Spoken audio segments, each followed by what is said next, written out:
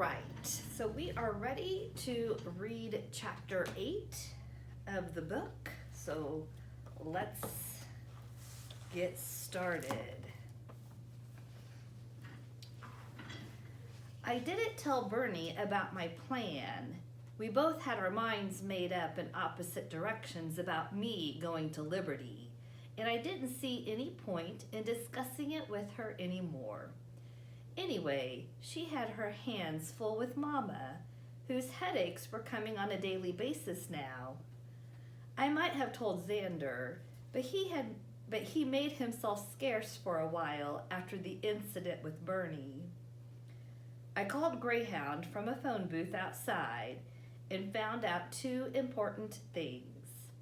One, it would cost me $313 for a round-trip ticket to Liberty, and two, you had to be 15 years old to travel across the country by yourself. As I've mentioned before, I was tall for my age, but the difference between 12 and 15 is pretty noticeable, especially if you're looking for it. Getting the money was the easy part. I won it playing a slot machine in the downtown Reno bus station. Since the machines at the Sudsy Deads only took nickels, I figured I should find one that took quarters so I wouldn't have to deal with quite so much change.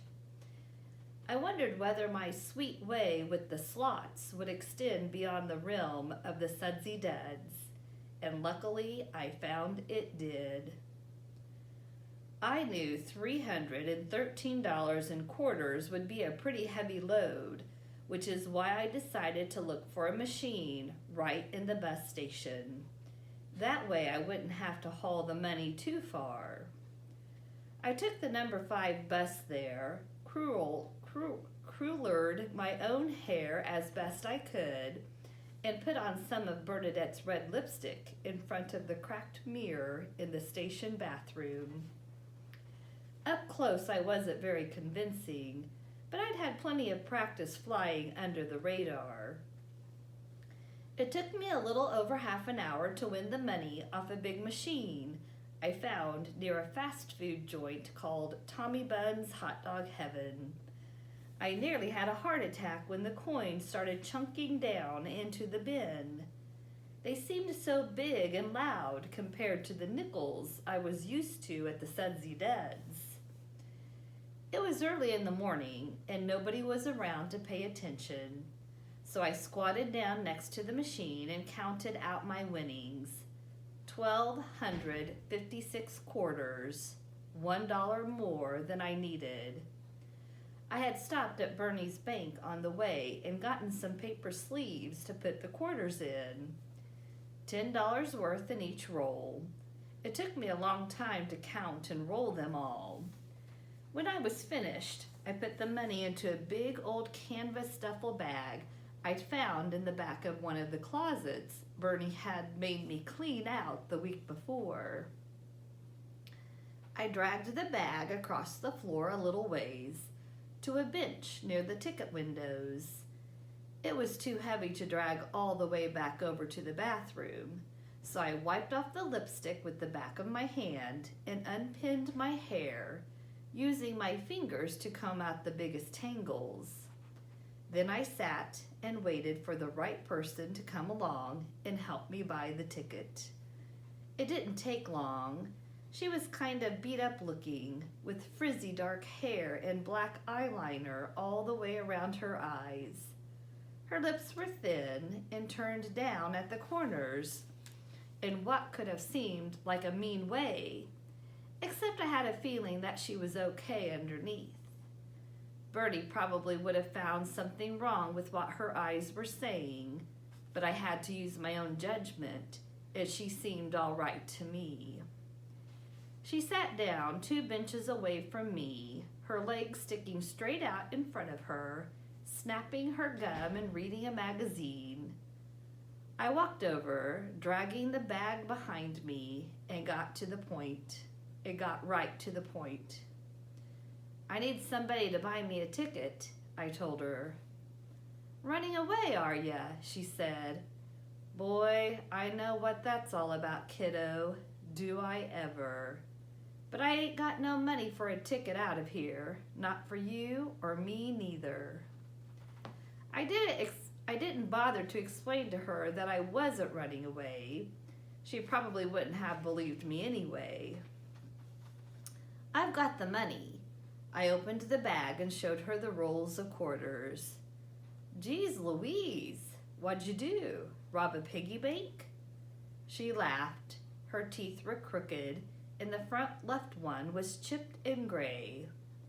So all you need is for me to buy it for you. How come you can't buy it yourself? You got enough money, right? I nodded. I'm not old enough to ride alone, I explained. How old you got to be? She asked. 15, I said. You could be 13, she said, squinting at my face, but not 15. I know. When I get on the bus, I'm going to ask somebody to let me pretend I'm with them. That way the driver won't ask me how old I am. She smiled. You got a plan, don't ya? I like that. Girl with a plan.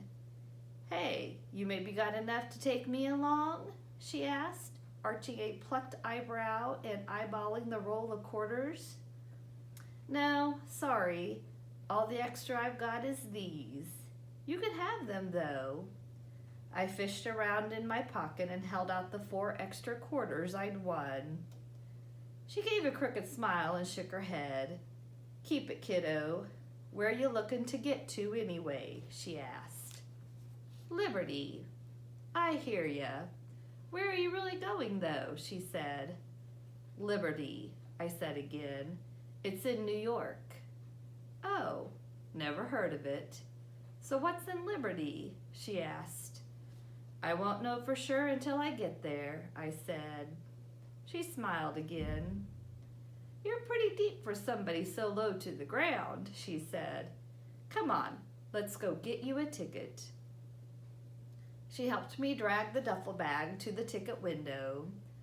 I had been right about her being the right person, because I don't think many people would have been willing to stand there being chewed out by the ticket man for buying a ticket with all those quarters. Judy. She told me she was Judy with an I. Didn't even flinch. She just stood there snapping her gum, saying, Hey, money is money, man, and waiting until he finally shoved the ticket through the window at her. Get lost, he said, as she turned away from him and handed me the ticket.